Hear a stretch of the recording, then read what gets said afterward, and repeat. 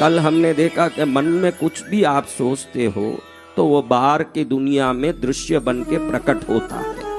तो आपको लगता है कि ऐसे कैसे होगा, मैं सोच लूं 1000 किलो सोना, तो क्या होगा?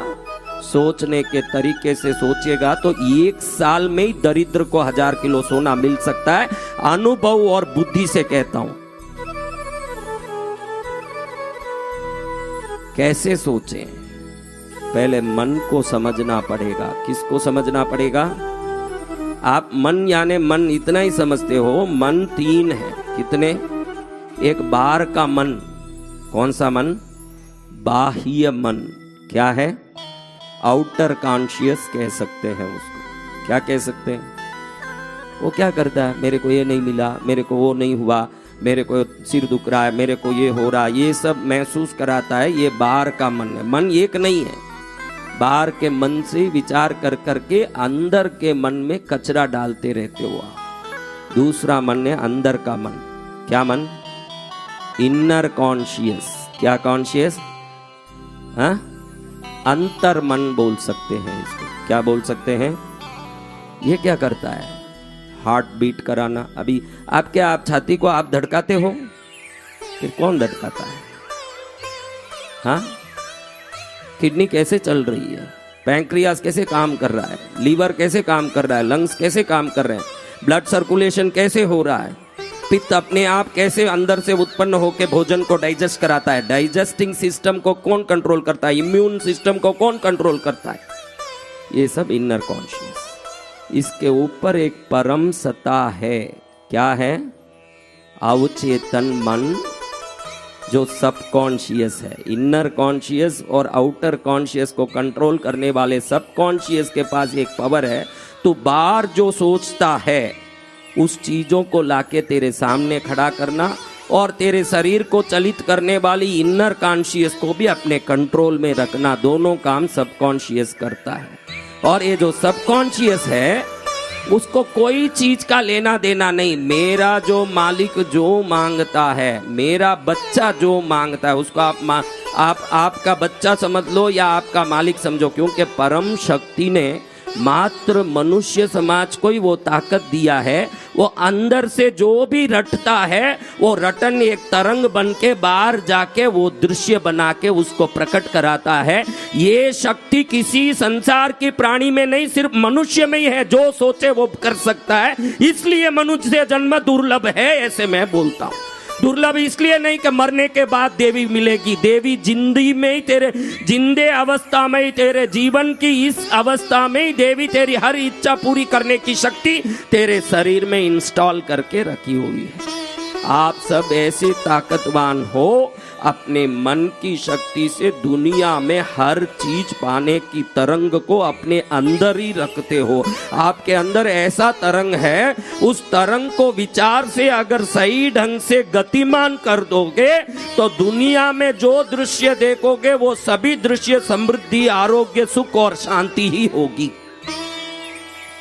लेकिन पुराने जमाने से ऋषि मुनियों ने इस रहस्य को छुपा के रखा, जिसको सीक्रेट बोल के रोंडा बहन ने पुस्तक के रूप में निकाला कि ये सीक्रेट है कि आप जो सोचो उसको पाओगे।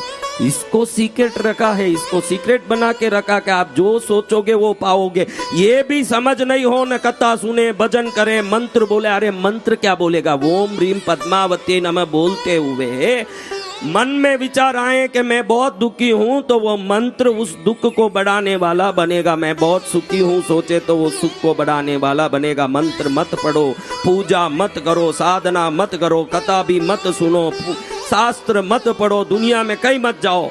मैं ईश्वर का बनाया हुआ सर्वोत्तम यंत्र हूँ। मेरी शक्ति ऐसे संचालित होती है, मेरे शुभ विचारों से धरती में शुभ दृश्य मेरे सामने प्रकट होके आते हैं। ये ज्ञान आ गया तो ये पंडित है, उसके बाद कोई पंडिताई पढ़ने की जरूरत नहीं है। मैं जो करूं वो पाऊं। दरिद्रता की सीमा तक पहुंची हुई समाज आज है। कहां तक पहुंची है? हाँ, अंबानी भी थका नहीं है, और चाहिए। दरिद्र है तभी तो और हाथ पैर मार रहा है। उसको तृप्ति आ जाती तो काहे लिए हाथ पैर मारता। अभी भी वो दरिद्र है, सोचता है और कुछ पकड़ूं और कुछ पकड़ूं, तो रोज पकड़ने दौड़ता। पकड़ता वही जिसका पूरा नहीं पड़ा। आप छोटे दरिद्र हो, बड़े दरिद्र हैं, फर्क इतना ही है। देखो भिखारियों में पैसे वाले में क्या फर्क है, आप अच्छे से देखो। भिखारी में पैसे वाले में क्या फर्क है? भिखारी मंदिर के बाहर बैठ के भीख मांगता रहता, पैसा वाला मंदिर के अंदर भगवान से भीख मांगता रहता है। फर्क क्या है? सब मांग रहे हैं, हर आदमी मांग रहा है, मांगना है, बस मांगना। उसको मालूम नहीं है कि मेरे अंदर ही भगवती ने जन्म से ही, जो पैसे वाले लोग होते हैं जिनके घर में बच्चा होता है, तो बच्चा होने के पहले ही उस बच्चे के लिए वो सोने का कड़ा पायल सब बना के रखते हैं कि नहीं? पैसे वालों के बच्चों के जन्मते ही सोने के कड़े हाथ चढ़ जाते हैं। वैसे ईश्वर के कृपा से प्राप्त ये मनुष्य शरीर में भगवती जैसे बच्चे को पैसा वाला जन्म से ही सोने का कड़ा पहनाता है, वैसे हमको जन्म से ही शक्ति देके ही धरती में भेजा है। अब शक्ति के लिए कोई साधना करने की जरूरत नहीं। साधना करनी है तो कृपा पाने साधना करो, शक्ति तो तुम्हारे अंदर ही है पहले से। क्या शक्ति पाने के लिए साधना करते हो मूर्खो? वो तो जन्म से तुमको दी हुई है माँ ने, तुम जन्म से शक्तिमान हो। ये कथा सुननी इसलिए नहीं कि अब कोई नई शक्ति पाए, नई समृद्धि पाए, उसका पूरा बीज तुम्हारे अंदर डाल के हर एक मनुष्य को भगवती ने जन्म दिया है। अगर कोई भिखारी पना दिल में सता रहा है तो उठा के बाहर फेंक दो, क्योंकि तुम किसी भिखारी के बेटे नहीं हो, भगवती के बच्चे हो, और भगवती के बच्चे भिखारी नहीं हो सकते। मनुष्य समाज दुखी नहीं हो सकता, मनुष्य समाज भिखारी समाज नहीं है। पशु घूम घूम के इकट्ठा कर सकता है चारा, इंसान गुफा में बैठ के तपस्या करके इंद्र को भी अपने पास बुला सकता है। मनुष्य में वो शक्ति है। कोई भी गाय बैठे जगह चारा खा सकेगा? बोलो हाँ? कोई गधे को बैठे जगह खाना मिलेगा? आप बैठे बैठे नमः शिवाय करो, 1.25 करोड़ देखो। शंकर को आपके पास आना पड़ेगा, आपको शंकर के पास जाने की जरूरत नहीं है। मनुष्य शरीर की शक्ति है। मनुष्य एक बैठी जगह सब बात कर सकता है। डिप्रेशन में है मनुष्य, किसमें है? अरे मूर्ख, तू डिप्रेस होने जन्मा है, तू भगवती का बेटा है, तेरे अंदर भगवती का ही अंश है। प्रतिभा पाटिल का बेटे में डीएनए कौन सा होगा? हाँ, द्रौपदी मुर्मू में उसके बच्चों में डीएनए कौन से होंगे? हाँ होंगे, मानते हो? तो जिसने उत्पन्न किया, इतनी देर कथा सुना के माँ ने सब संसार उत्पन्न किया, देवता उत्पन्न किया, मनुष्य उत्पन्न किया, वो उत्पन्न किया, आपने माना है? हाँ, उत्पन्न करने वाली में जो शक्ति है वो उत्पत्ति में होगा कि नहीं, ये बताओ पहले। हाँ, अच्छे से बोलो, जोर से। तो होगा तो तुम्हारे में होगा, तुमको क्या दूसरे कोई ऊपर से टपकाए कि वो तुमको भी वो भगवती ने ही बनाया। अगर बनाने वाली की शक्ति बनने वाले चीजों में होगा तो फिर वो डीएनए तो भगवती का डीएनए तुम में भी होगा। फिर काहे के भिखारी हुए तुम? फिर कैसे भिखारी हुए भाई? किस टाइप के भिखारी तुम? हाँ, कोई मेले में गुम हो गया बच्चा, फिर रास्ते में एक दिन राजा रथ में सवारी जा रहा था, वो बच्चा गली में खेल रहा था। बच्चे को देखते ही राजा, अरे मेरा बच्चा जो मेले में गुम गया, लाओ लाओ। लोग सोचे आपका बच्चा? अरे पहले कहीं मेले में गए थे, मेरा बच्चा गुम गया। अरे इसको कैसे आपका बच्चा बोल रहे हो? देखो यहाँ तिल है बड़ा, ये तिल उसी बच्चे में था, ये मेरा बच्चा है। अब ये बच्चा गली में कहीं भिखारी की तरह घूम रहा था, अब राजा ने पकड़ा, अब ये कहाँ गया होगा? कहाँ गया? हाँ, तो तुम सब मेले में घूमे हुए बच्चे हो, जिसको समझ नहीं है कि मैं भगवती का बच्चा हूँ। आज उसने पहचान के बता दिया कि ये तिल मेरे बच्चों का है, मनुष्य समाज मेरा है, इसमें कोई भिखारी हो नहीं सकता, इसमें कोई दुखी हो नहीं सकता।